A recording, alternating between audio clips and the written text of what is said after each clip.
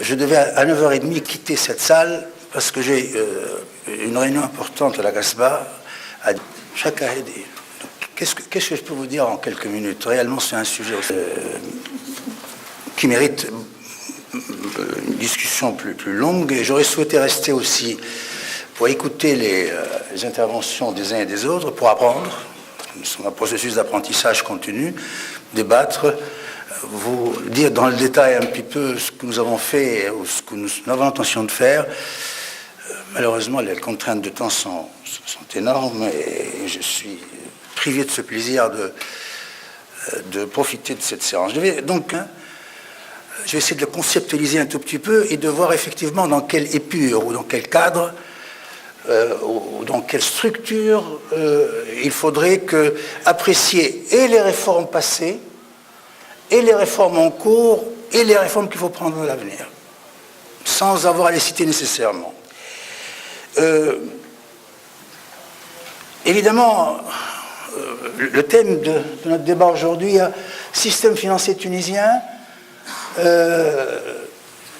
doit s'adapter à un environnement international plus exigeant. Puis ensuite, il est question dans la thématique des défis de la transition démocratique et des opportunités de la bonne gouvernance. Il faudrait définir tout ça en même temps. C'est-à-dire aujourd'hui, je vais commencer par ce point-là. Lorsqu'on parle système financier tunisien, qu'est-ce que c'est d'abord? Le champ que couvre ce système financier tunisien aujourd'hui. Ensuite, le deuxième point, c'est quelles sont les caractéristiques de tout système financier, en fait. Aujourd'hui, et dans quelle mesure le système financier tunisien aujourd'hui s'inscrit dans ces caractéristiques-là, parce qu'il répond à ces normes, et pour qu'il puisse répondre d'une manière optimale à ces normes, il faut qu'il se réforme. Donc je vais rester à ce niveau-là d'analyse, le temps me manquant d'aller dans certains détails. Bien sûr, je ne veux pas théoriser, mais je vais conceptualiser davantage. Et c'est mon premier point, à savoir comment, lorsqu'on a une image d'une économie, en général, on peut imaginer qu'elle est innervée par un système de flux, des flux qu'on peut appeler réels et des flux non réels. Le flux réel, c'est tout ce qui peut se produire et s'échanger en termes de biens et de marchandises physiques. Et ces flux sont eux-mêmes traversés par aussi des flux non réels qui les soutiennent, qui sont en symbiose avec cela. Alors ces flux non réels, on peut les synthétiser en deux, c'est-à-dire en fait qu'il y a une partie que les économistes appellent purement monétaire et d'autres qui sont financiers. Cette distinction entre monétaire et financier, lorsqu'il s'agit de système financier, est artificielle. Il y a une symbiose, il y a une relation intime entre le monétaire et le financier d'une manière importante. Si bien que dans le champ du système financier aujourd'hui, deux institutions, financiers, j'ai bien dit financiers, vous avez deux institutions qui sont des acteurs majeurs, la Banque centrale de Tunisie et le ministère des Finances. Ils sont en partie prenante de tout système financier tunisien parce qu'ils ont un impact formidable, important dans le système, bien que la Banque centrale ait une vocation monétaire, stricto sensu, et que le ministère des Finances reste un domaine public. Donc, d'abord cette liaison-là importante. Ensuite, le deuxième élément, donc, je mettrais même quelquefois au sommet du système financier tunisien, ces deux institutions qui ne sont pas financières au sens strict du terme, mais qui ont un rôle important, et desquelles dépend la dynamique financière plus tard. Le deuxième élément, évidemment, c'est toutes les intermédiations. Tous ceux qui sont là pour transformer ce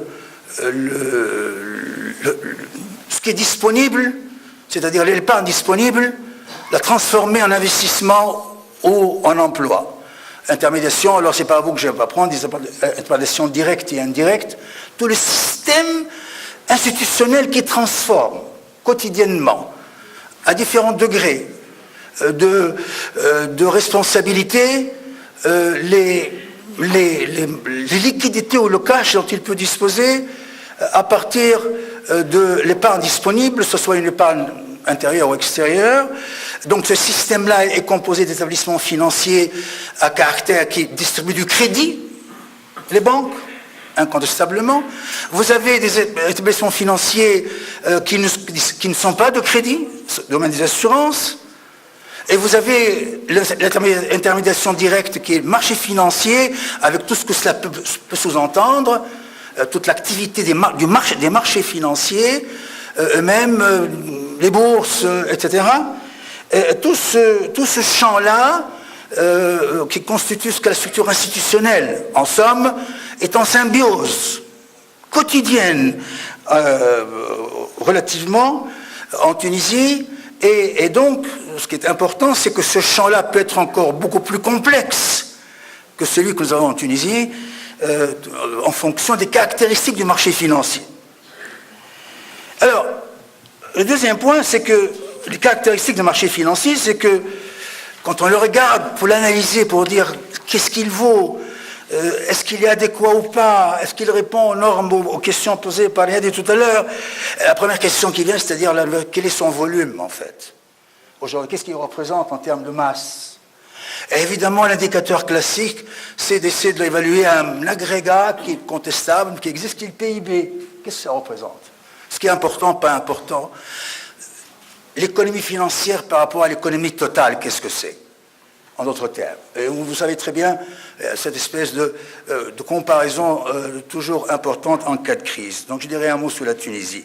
Deuxièmement, c'est la densité institutionnelle. Ce système financier tunisien est-il dense ou pauvre en soi? Cette densité, il y a sa profondeur. Est-il profond ou pas? Et leur profondeur veut dire, c'est les instruments qui manipulent. Est-ce que les instruments aujourd'hui à sa disposition peuvent-ils dire que nous avons un système approfondi ou pas, ou artificiel?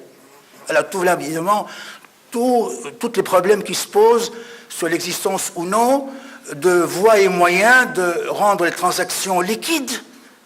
Le marché secondaire qui pose un problème. Est-ce qu'on peut imaginer un marché financier qui n'a pas un soubassement de marché secondaire, par exemple? Quel est le degré d'innovation? Est-ce que c'est un système innovant ou pas? Est-ce qu'il manipule des instruments qui sont classiques? Le compte à la banque, la petite épargne, les trucs habituels classiques, ou bien est-ce que c'est un système qui génère des modes de transformation de l'épargne dont il dispose en nouveaux instruments d'investissement ou pas? C'est ça sa profondeur au fond. Là aussi, je dirais un mot sur la pauvreté de l'innovation dans le système financier tunisien, malgré les progrès qui ont été faits. L'autre élément, c'est l'interconnectivité. Quel est le degré d'interconnectivité entre les différentes composantes? L'interopérabilité. Ce système-là est-il interconnecté et comment intérieurement? Comment fonctionne-t-il? Évidemment, c'est tout le système de l'information qui est posé aujourd'hui avec le système financier tunisien. A-t-il logistique informatique aujourd'hui qui lui permette de pouvoir mener ces transactions ou pas? La réponse, L'autre élément qui se pose aujourd'hui, quels sont les nœuds de systémicité qu'il y a là-dedans? Qu'est-ce qui est systémique dans ce système ou qui ne l'est pas? Parce que c'est très important. Et la systémicité aujourd'hui, dans les crises, est importante. Qu'est-ce qui ne doit pas tomber en crise? Parce que s'il tombe en crise, il risque d'entraîner derrière lui toute une gamme de crises. Est-ce qu'il y a des composantes systémiques dans le système tunisien ou non? Ce n'est pas évident, mais c'est une question qu'il faudra poser. L'autre élément, quel degré de transparence? Le système tunisien est-il transparent, opaque? Et là se pose le problème de sa régulation. Comment est-il régulé aujourd'hui? Comment est-il supervisé? Comment est-il contrôlé? Dans tout le système aujourd'hui qui se pose à partir de ce système de transparence, opacité, régulation, supervision, contrôle, où en est-on? L'autre question qui se pose, est-il un système libre ou un système qui pratique la répression financière? C'est important. Dans quelle mesure il est ouvert sur le marché? Dans quelle mesure le marché, le jeu de la loi de l'offre sur le marché est l'élément fondamental de l'arbitrage sur le marché financier, ou bien Y a-t-il un espace discrétionnaire pour les pouvoirs publics? Relation pouvoir public-privé. Au niveau du capital, de la propriété. Qui possède quoi sur le marché financier? Donc, qui décide? Et quel est le degré du pouvoir discrétionnaire de l'État versus le marché? Autre question importante. Est-ce que, par ce système-là, le marché financier connaît des effets d'éviction? Est-ce que la présence lourde de l'État crée-t-elle des effets d'éviction pour le secteur privé? Aujourd'hui, le marché obligataire donne par exemple un exemple là-dessus. Degré d'ouverture sur l'échange global. Le système financier tunisien est-il ouvert sur l'échange global ou pas?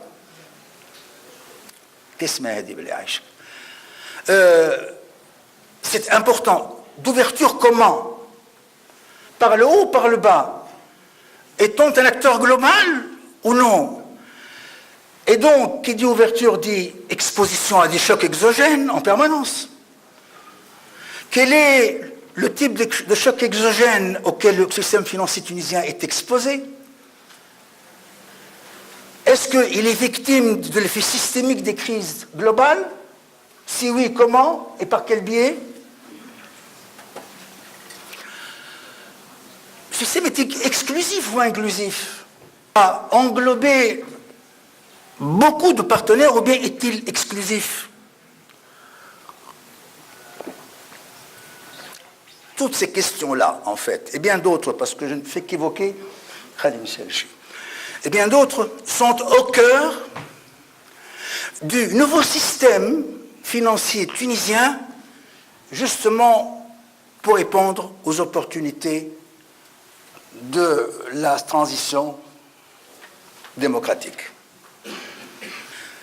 Dans ce cadre conceptuel, et je vais très vite dire ce que je pense aujourd'hui sans aller dans les détails, nous serons toujours en retard d'une réforme, nous serons toujours en retard d'un mouvement et nous resterons dans l'état un petit peu relativement misérable ou sous-développé dans lequel se trouve le système financier tunisien qui est aujourd'hui par rapport à l'économie réelle est très loin et risque de devenir demain un handicap pour une économie ouverte. Alors rapidement, cette espèce de conceptualisation assez rapide, vous dire aujourd'hui où nous en sommes, uniquement par j'ai balisé un petit peu la discussion, mais je n'ai pas encore de détails à faire.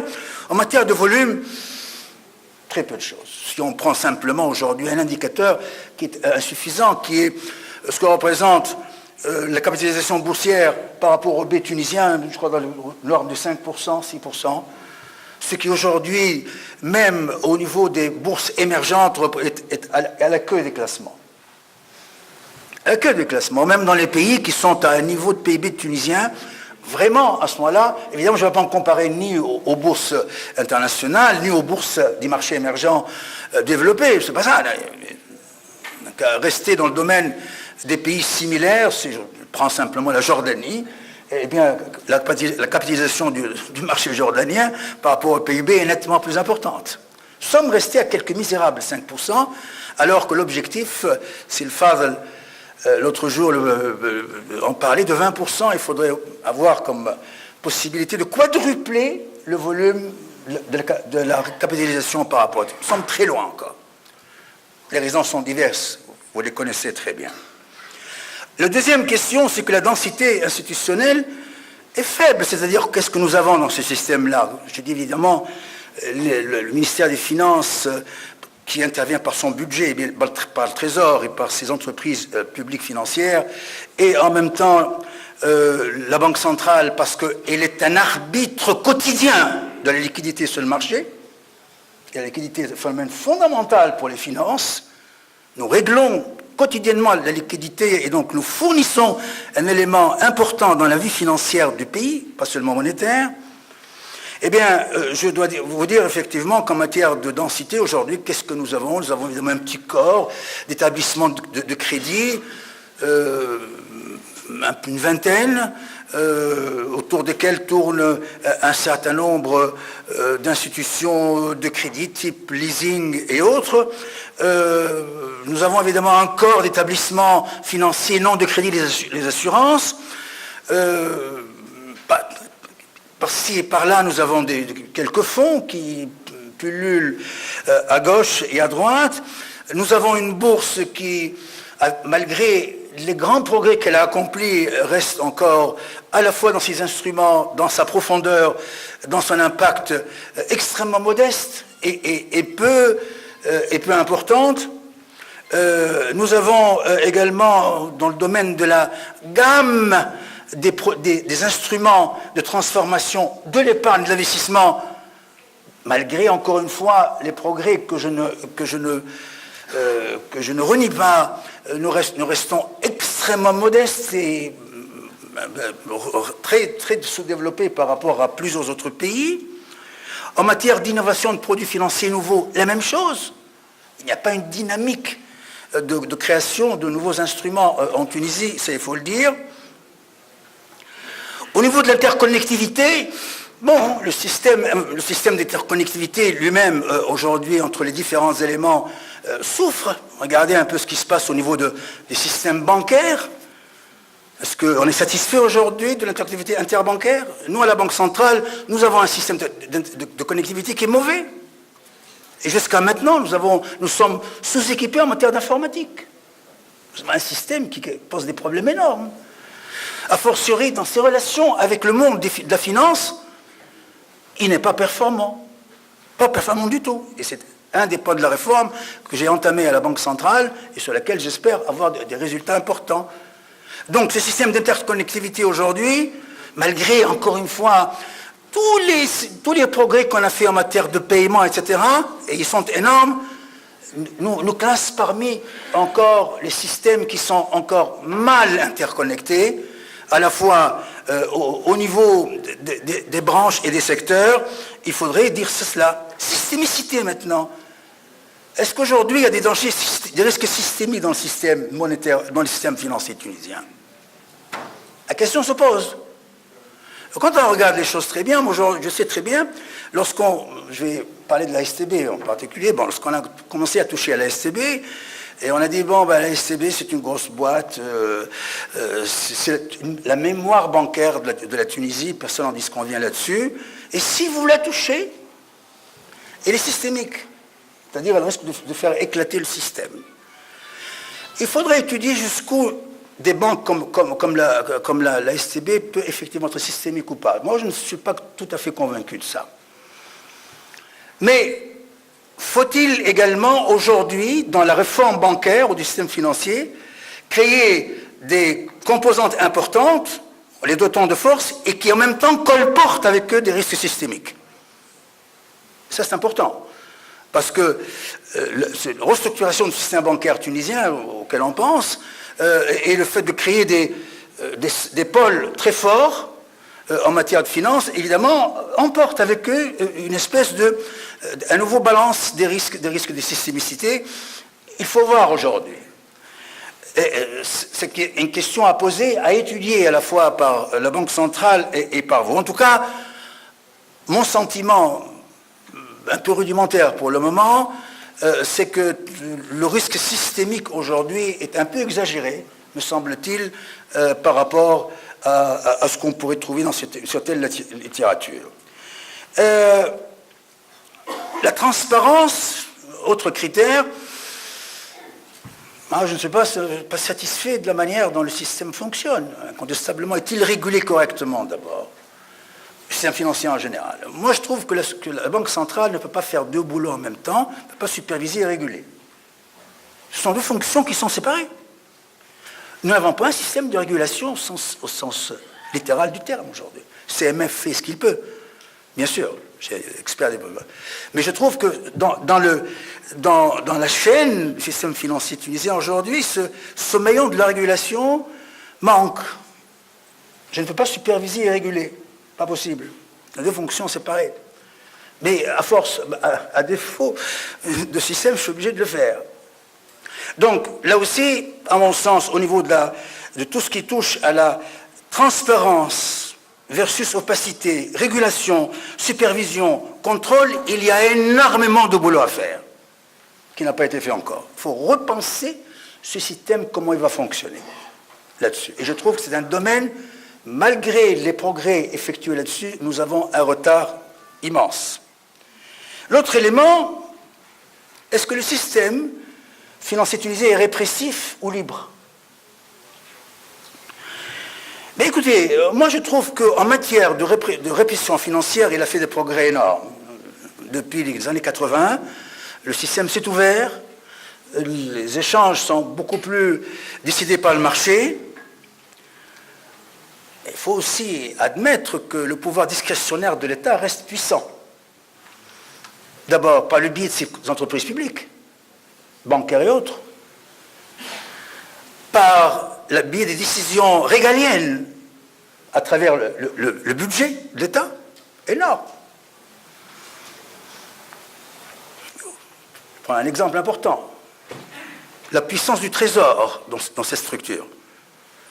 Le Trésor, c'est une puissance fondamentale qui est au cœur du système financier tunisien et de laquelle dépendent beaucoup de choses, y compris la liquidité au niveau des banques, via la Banque centrale. Quand le Trésor ne le dépense pas, c'est la Banque centrale qui trinque. Parce qu'il n'y a pas de liquidité dans les banques et les banques donc viennent pour acheter du crédit chez moi. Si le Trésor dépense, moi je peux ne pas recourir aux méthodes non conventionnelles, je me retire, je fais mon boulot de banquier central qui consiste à réguler à court terme les variations de liquidité. Mais quand le Trésor ne dépense pas, c'est un drame pour nous, en tant que banque centrale, et donc au niveau des banques. C'est un autre domaine assez large. Je vois ici certains banquiers publics qui connaissent un peu ce problème, et qui, parce que l'État ne paye pas, ils sont nos clients quotidiens, et on aime les voir, mais quelquefois je leur dis, écoutez, faites attention, essayez de faire en sorte que votre tuteur paye ses factures par rapport à vous. Alors, donc là, nous avons un problème fondamental de domaine discrétionnaire du pouvoir public sur la décision. Donc il y a encore de la répression financière sur le système financier tunisien. Voilà ce que je veux dire. Et ce domaine de répression, il faut l'éliminer.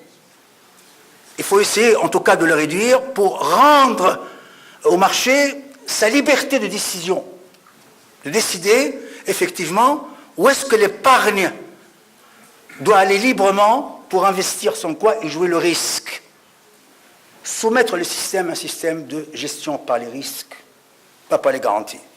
De plus en plus, le risque doit être l'évaluation des risques doit être l'élément fondamental de décision d'épargner ou de ne pas épargner, d'investir ou de ne pas investir. C'est une nouvelle culture du risque qui manque dans le système bancaire et financier tunisien aujourd'hui et qui fait que nous sommes en retard d'une révolution par rapport aux banques.